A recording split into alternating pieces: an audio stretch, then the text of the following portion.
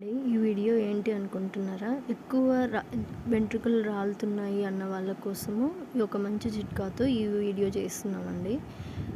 తలస్నానం చేస్తున్నప్పుడు కానీ, దువ్వె ఎక్కువగా చిక్కు తీసుకున్నప్పుడు కానీ చాలామందికి వెంట్రుకలు రాలిపోతుంటాయి కదా! వాళ్ళ కోసము ఈ ఒక మంచి చిట్కా అండి.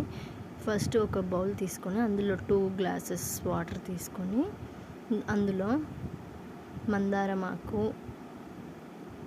కరివేపాకు,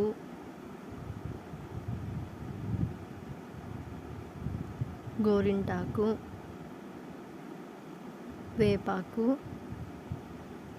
ఒక టీ స్పూన్ మెంతులు, ఒక 4 లవంగాలు,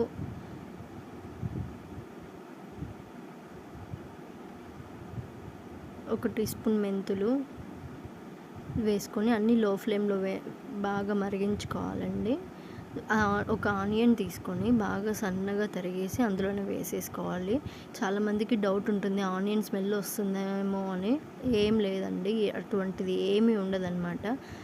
ఈ 2 గ్లాసెస్ వాటర్ తీసుకున్నాం కదా, ఆ 2 గ్లాసెస్ 1 గ్లాస్ అయ్యేంత వరకు బాగా మరిగించాలండి. 2 గ్లాసెస్ ఆఫ్ వాటర్ 1 గ్లాస్ అయ్యేంత వరకు బాగా మరిగించుకోవాలన్నమాట. ఇది రేపు మనం తలస్నానం చేస్తున్నాము అన్నప్పుడు ముందు రోజైనా పట్టించుకోవచ్చు, ఏం కాదు, ఎటువంటి స్మెల్ రాదు, డే అంతా ఉంచుకోవచ్చు.